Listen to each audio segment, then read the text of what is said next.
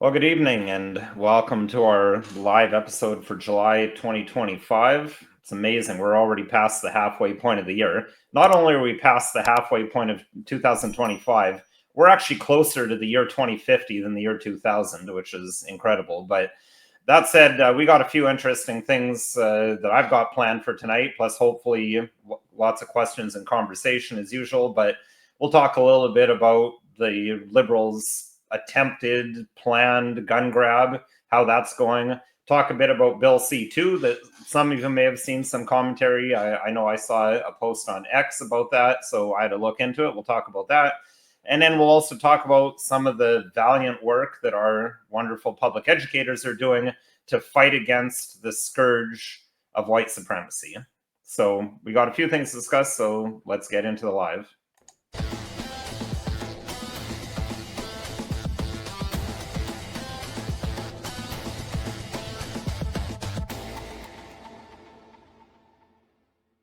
Hello, my name is Nicholas Wansbutter. I'm a lawyer in Stratford, Ontario, Canada, and welcome to Don't Talk TV. Welcome to the live stream. Glad to see we've already got a couple with us who are commenting even before 7 o'clock. So thank you for joining us. And, you know, as always, we enjoy the comments and the discussion. So hopefully we'll have some good back and forth. So it's the first Thursday of July. We're just past Canada Day, and things are kind of the same as they've been for the last 10 years in Canada. So we kind of got some of the usual to go over. But before we get into all that, we're still stalled out at about 8,500 subscribers, really trying to get to 10,000. I'd love to get to 10,000 by the end of the year, if at all possible. So please keep up the comments, especially the likes. Those have a big impact, as well as sharing, subscribing. Make sure you click that bell, check it once in a while, because some people said they've had it unilaterally turned off on them by YouTube. So keep an eye on that. And as always, we've still got these mugs. As I've mentioned a few times, they're $10 plus shipping. Canada Post is, I wouldn't say the cheapest, the least expensive. So you're looking at about $10 to $15 for shipping. So you're looking at $20 to $25 all in. We're not making any profit on these. We just want to kind of spread the word of Don't Talk TV. If you like us, it's another way you can do that, and then you have something to hold your coffee in. So without any further ado, let's start off with a bit of comedy. I mean, this clip, you've probably seen it, but it's still hilarious even after third or fourth viewing. I mean, this is actual video from Canada's Parliament. Some questions and answers with the new, I believe it's the public safety minister, the man with the plan, allegedly, the man who's going to be trying to take all of our firearms away from us, being asked in Parliament whether he knows what a PAL is, what he knows about firearms. So let's have a look at this here. Or does the minister know what an RPAL is? No, Minister. I do not. Member. Does the minister know what the CFSC is? I'm a minister. I do not. No. Member. I'll stipulate, Chair, that is the Canadian firearm safety course that all gun owners in Canada have to do to get their firearms license. Has the minister ever done the Canadian firearm safety course? The Honourable Minister. Speaker, it's my third week on the job. No, I have not. The Honourable Member. Does the minister know what safety classes and safety demands are He doesn't expected even of know all what it is. I mean, you know, I mean, this is just insane. Like how ridiculously. Oh, where did we go here? We lost it. I messed things up there. I mean, it's just ridiculous. Like the complete and utter ignorance and lack of knowledge about his portfolio, what this guy's supposed to be doing. I mean, I guess I'll give him a certain level of respect. I mean, he just owned it. He didn't try any politician trying to dance around it. Just straight up, nope, I don't know what that is. Don't know, don't care. I mean, this man is here to take our firearms. I mean, you know, it's just here, and it's a perfect example. Maybe someone's going to say, "Oh, you're racist for saying this," but to me, this seems like an example of a relative newcomer to our country who isn't, you know, hasn't lived in Canada for generations, doesn't know our culture, our background, our laws on firearms, how we got to where we are. he's just put in this position of power, just could not care less about what the law is. I mean, wouldn't you think that if your job is public safety, maybe just have a read over some of the basics? I mean, saying, oh, I've only been on the job 3 weeks. I mean, I would have thought before you even got on the job, that would be something to look into. I mean, in a normal world, I think that would be, but I don't know. Maybe that's just white privilege and white supremacy for me to be talking about these concepts, like actually informing yourself a bit on your job before you start doing it, especially a job where you are ruling over people. I mean, that's really what's going on here. I mean, this is our government. And these are the glories of democracy. To quote a very popular meme, this is Democracy Manifest, that little clip that we watched there. And so this is the gun grabbing, but I think, let me just share my screen here with another webpage here. Kind of brings me to this National Post article that I read recently, titled "Internal Reports Shows Ottawa Doubtful That Wildly Over Budget Gun Buyback Will Ever Work. Severely behind schedule program is projected to cost $500 million for this year alone." As we see in the article, I mean, that's $500 million. I mean, that's not even actually buying anything back, right? So they're just talking about the Order in Council outlawing all these firearms, the assault style. At the time, the government estimated it would cost $200 million to purchase all newly prohibited firearms in a buyback scheme. Well, I mean, that was when they only prohibited 1,500 types. I mean, we're up to now 150,000. It's saying. Apparently, a mere 12,195 have been turned over. And my understanding is that those are just from stores that can't sell them anymore. So they got rid of them by handing them back in. So even when the gun owners do become eligible for the buyback, the government's own internal reports are warning that they may not bother. It's unlikely. The program faces a risk of non-compliance. Yeah.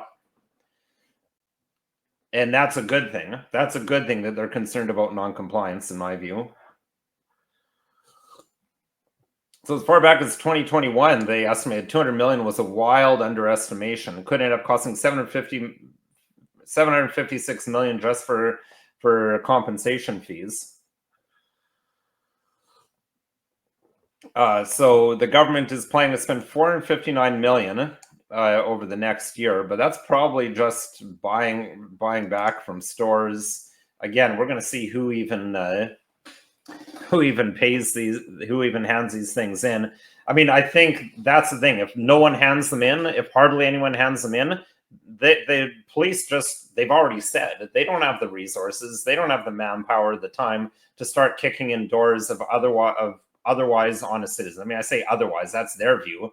I mean, really, if someone owns a firearm, that's just an honest citizen as far as I'm concerned. Now, by the letter of the law and what's being done, at some point, people will become criminals, quote unquote, by the letter of the law, who possess certain firearms that up until 2020 were 100% legal. As long as you did the firearms training course and you did the, you stored it properly, etc., which... I actually just anecdotally just recently finished a case involving a police shooting, and it was just shocking and appalling the level of firearms training that police receive. I mean, one of the things that we're told of why civilians shouldn't be allowed firearms but police should is because police are trained. Well, OPP at least, they only do 1/2 day of firearms training per year to keep themselves supposedly current. So you can only imagine how it went in the case that I did. Actually, I think the decision has been released. I should have looked it up on Canley so I could have showed some of that. Maybe we'll do that on a future episode, a little review of that case I just did, since it's all public record. And you can see some of the stuff that goes on, some of the stuff that I deal with. Now, my client was not an honest citizen. I mean, it was a car thief. I mean, he's been convicted of that now. He admitted in evidence in court that he had stolen the vehicle.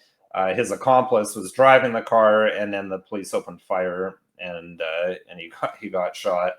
And a lot of that, in my view, is because of lack of training. Now, of course, the court signed off on that. Police did no wrong, but I mean, Prairie says hairdressers train longer than cops. Well, actually don't know how long hairdressers train, but yeah, they probably do, because police college is not that long at all. But especially the firearms training is just, it's quite incredible how short it is. But I've been thinking this for a while. It looks like it's going to be really hard for them to pull off a full-on gun ban. What I think is more likely to happen is kind of the tried, tested, and true method that's been done many times before, is where they just grandfather everything in. If you already owned it, you get to keep it, but then no one, like my children, they can't buy into the system. They can't own firearms. It'll just be the people that already own them, I suppose, and then people who don't hand them back in, which, I mean, that's been a thing too, right? Every once in a while I'll have a case where it comes up that, you know, the police stumble upon a firearm that someone had that wasn't turned in, and you know, it's been in the family for decades.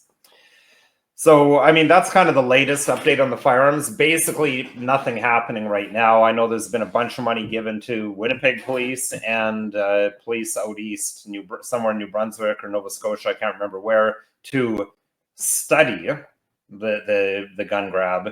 It seems like I'm just as happy if they just burn through all that money. I mean, obviously, I'm not happy about taxpayer money being wasted, but the more money gets burnt on research, the less money they're going to have to take away firearms. And Prairie nailed it right on the head. That's 100% correct.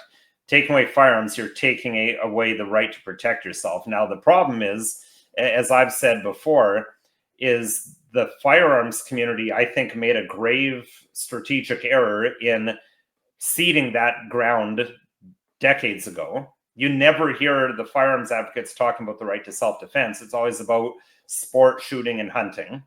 Whereas to me, the real issue is the right to life, liberty, and security of the person. And if you actually have the right to life, liberty, and security of the person, as promised under Section 7, then you have the right to preserve your own life, liberty, and security of the person. And a firearm is a massive equalizer. If you're at home alone and a bunch of gangbangers or just, you know, some group of ne'er-do-wells are trying to bust into your place, being in your home on ground, you know, in a defended position with a firearm is going to even the odds. Whereas if you don't have that firearm, those 5-6 guys, 2 or 3 guys even, they're probably just going to come in and murder you. And we've been seeing a lot of that lately, right? I mean, I've talked about it just in the last few episodes. Richard would have to remind me what episode numbers there are. Maybe you can throw them in the chat. But we've had a couple home invasion cases just in the last couple of months. They're happening more and more frequently. So, and it's going to get worse when people's firearms are taken away. I mean, now we've got people getting charged for defending themselves with firearms, but at least that person survived. Soon we'll have the person just not surviving, and people will be, you know, politicians will be dabbing their eyes about, oh, this senseless crime. It doesn't make sense why this happened. But anyway, firearms are kind of at a standstill right now. Hopefully it stays that way until the next election. Although who knows what's going to happen. Canadians have proved themselves to be one of the less wise electorates in the world, in my view. And as I said in my live right after the election, I think I showed plenty of proof that the election wasn't rigged.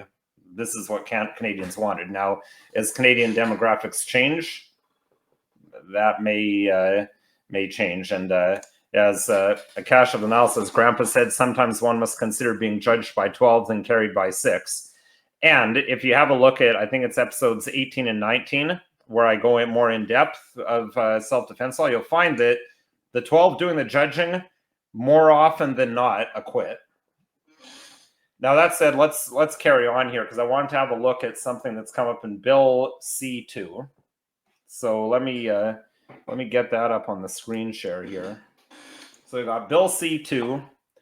an act respecting certain measures relating to the security of the border between Canada and the United States and is related to other security measures. So this is a bill that's being made in response to Donald Trump demanding that we secure the border. But of course, in true Liberal Party of Canada fashion, what are they doing to secure the border?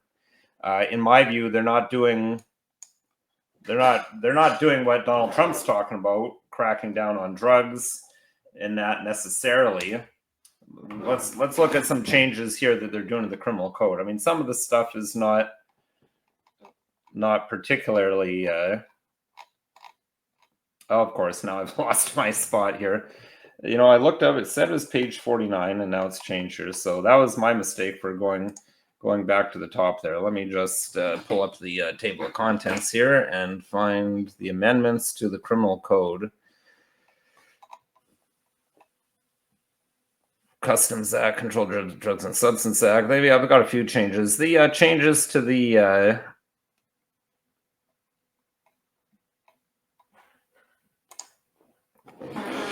there we go. Okay, here we go. Let me get the sharing going back here. Close my bookmarks.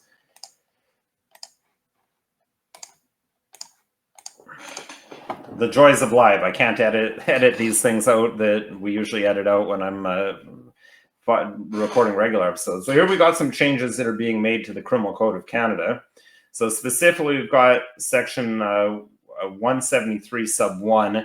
We're replacing what was previously there. Sorry, it's 492.1 sub 3. It's section 173 of the Act, but it's section 492.1 sub 3 of the Criminal Code is being replaced with this language here.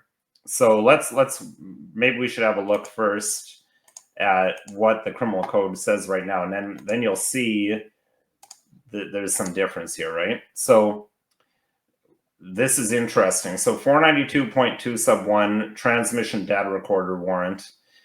So that's where they'd place a tracker in your vehicle and they can see where you're going. Now this is the interesting here. Actually, sub 3 is the one that's getting replaced here. Right now, the criminal code says no warrant shall be issued under this section for the purposes of obtaining tracking data. So sorry, data recorder. This isn't tracking data warrant. This is data recorder where they're recording like a wiretap, right? So currently, this section, no warrant shall be issued for the purpose of obtaining tracking data.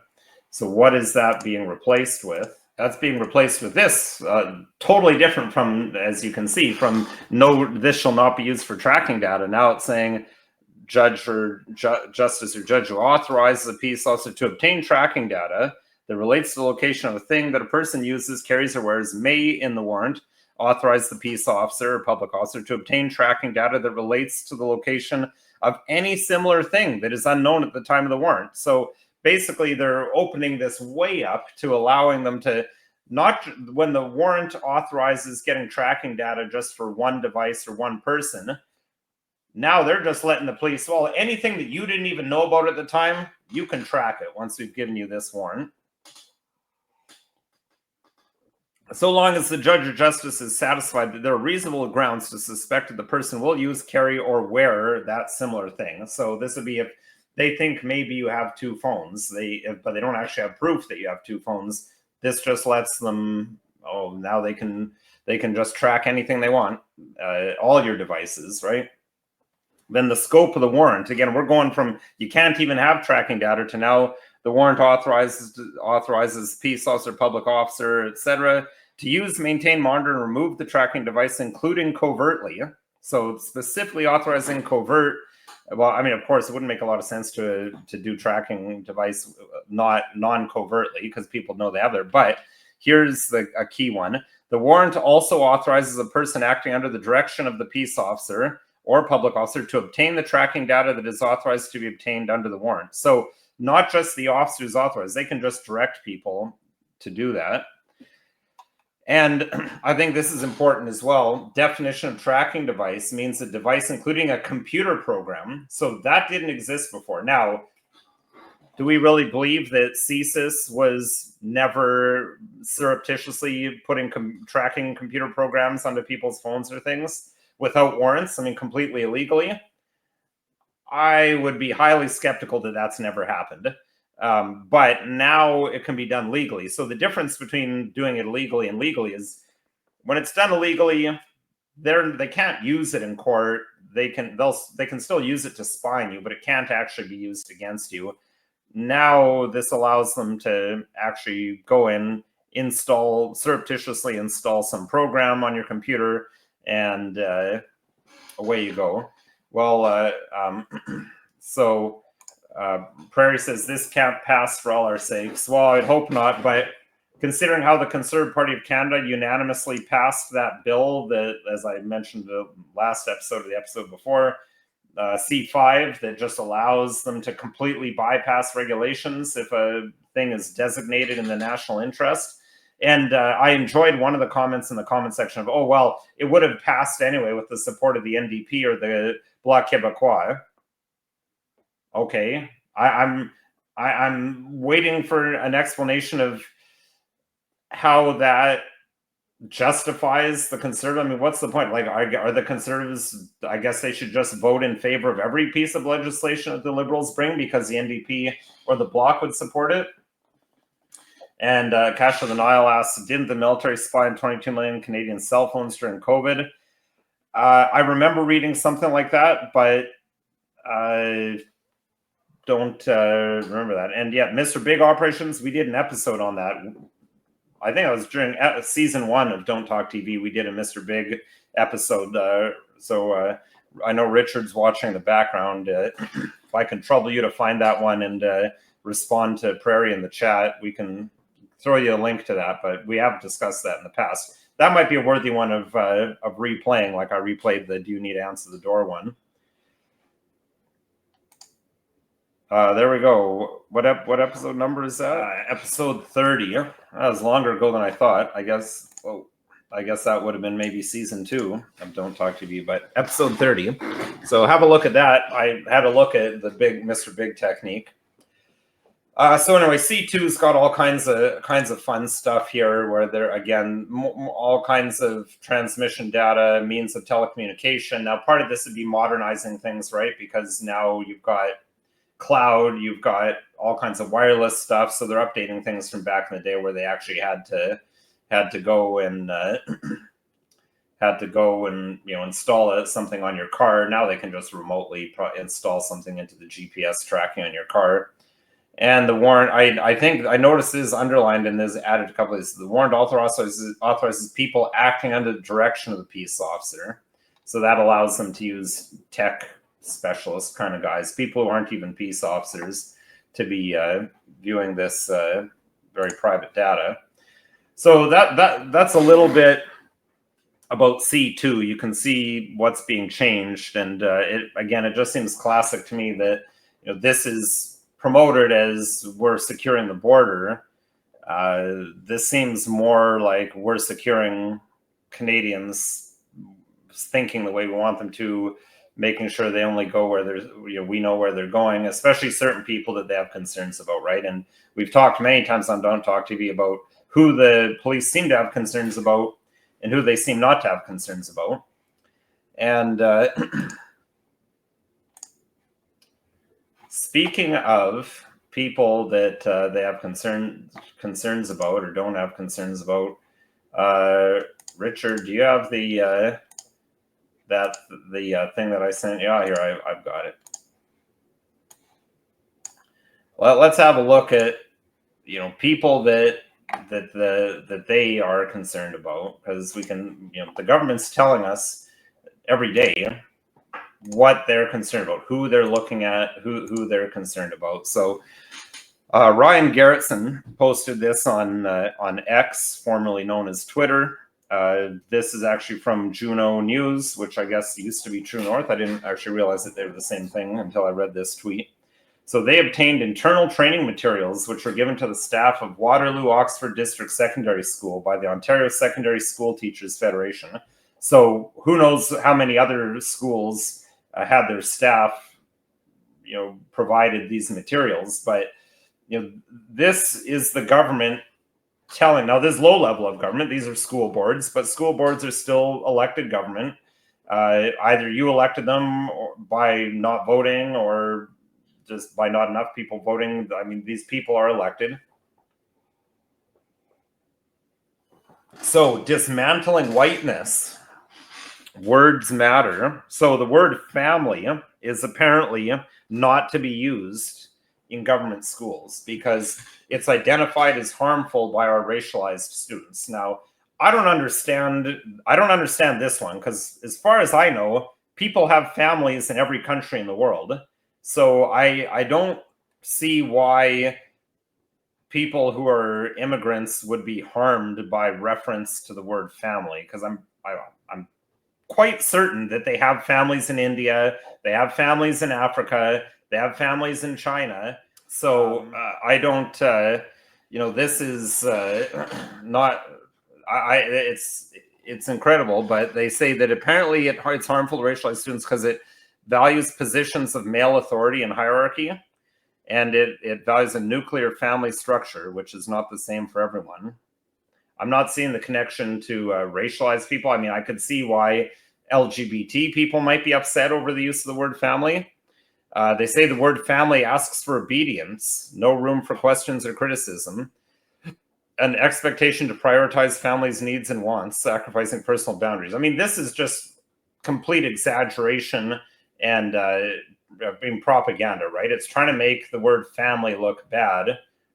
Yeah, the purpose is to make people feel alone without structure. I mean, they're trying to say all structure is bad, but of course, government structure is good. I'm sure that, but this is quite incredible. And then, further unpacking whiteness. So they say whiteness is a system, apparently, that we've been conditioned to be part of the system, and it's a construct that allows white supremacy to flourish, which I think is quite remarkable. And actually, we're going to talk about this next week, where I'm going to do an episode on, I mean, does white privilege even exist? At least in law. I mean, I'm a lawyer, so my focus is on the law. We'll have a look at does white supremacy or white privilege even exist in the legal system? Spoiler alert, I don't think it does, and we'll have a look at that. But it's just this is what students are being taught in school. So I mean, that goes back to something I've said many times on this channel. This isn't a legal opinion. This is me speaking as a human being, a Canadian, a father. This is why it's homeschooling or bust, as far as I'm concerned, for anyone that has a family, because this is the type of stuff that your children will be indoctrinated with if you send them to a government school. And as we've discussed on a previous episode of Don't Talk TV, again, sorry to put you on the spot there, Richard. I can't remember the episode number. When we're on episode 258, it becomes difficult to remember the episode numbers. But we did an episode looking at the legality of homeschooling. And fortunately, in Ontario, it's completely legal. Ontario is actually the easiest province in Canada, kind of surprisingly to me. It's the easiest province in Canada to homeschool law-wise. It's actually more difficult to homeschool in the West, like Alberta, Saskatchewan, Manitoba. It's actually more difficult. You have to jump through a few hoops, whereas you don't need to jump through anything in Ontario. If you have a look at episode 151, that episode 151, I go into that in detail, but it's extremely simple in Ontario. So I highly recommend that all sacrifices humanly possibly be made to try to make that happen. And I know with this lovely economy that we live in, it's not easily done, but I think it still can be done. I mean, Canada's on the way down, but we're not all the way there yet. There's ways, and actually, people. It's kind of surprising if you sit back and look at it. Canada has shockingly generous child benefits, and of course, if you have only one person working, those benefits go up. So not everyone in Canada knows how to take advantage of all that, but you can, and it's not gaming the system. I mean, that's the system that's in place, and hey, if it allows you to take control of your children's education, then that's all the better. So, there's lots of bad stuff going on in Canada, but there's still actually a number of good things that you can use to your advantage. And I'm a big believer in Mahatma Gandhi's saying, be the change that you want to see in the world. And that's number one way that you be that change. And your children will then be that change because they've now been educated by you rather than by Marxists and people who believe, or at least have been told to teach, the stuff that we just had a look at. So it's Prairie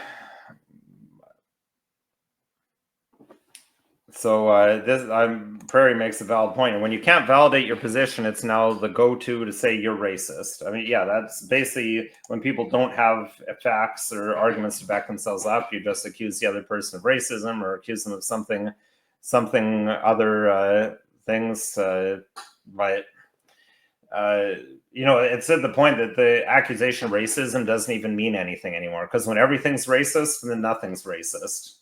So I don't really care too much, even if people accuse me of that. I mean, when people say, and this happened several years ago, a prosecutor implied, she didn't outright say I was racist, but she implied that I was racist because I was making the argument that everyone is equal under the law. Everyone should be treated equally under the law.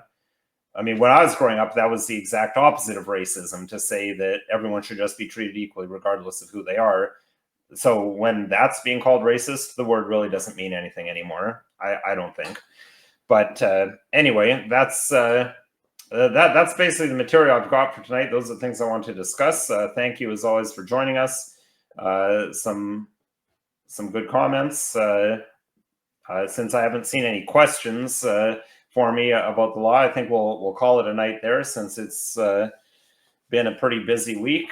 It seems like it's always busy these days, and that's probably going to always be that way for the foreseeable future. As I've said many episodes ago, when the economy is getting bad, criminal defense lawyers get busier, and so I'm getting busier. So that may tell you something about the trajectory society is on.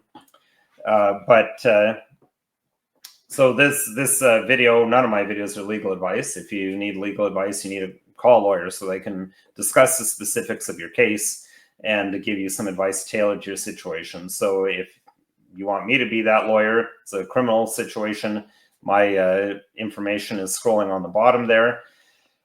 As always, we love to hear your suggestions. We try to be responsive to them, and frankly, sometimes helps me come up with ideas of what to do an episode on if you ask a question or give a recommendation. So we ask that you either leave a comment in the comment section or send an email to the email address listed below. Again, please do not send Don't Talk TV related questions to my work email address, because those will tend to fall by the wayside. Different people view that. I mean, they kind of know what Don't Talk TV is, but they would probably look at it wondering, what is this?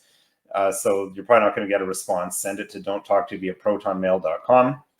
And again, as I said at the beginning, if you found this video at all interesting, helpful, informative, please consider liking, sharing, subscribing, following us on social media. And thank you for the comment, Kimberly Jane.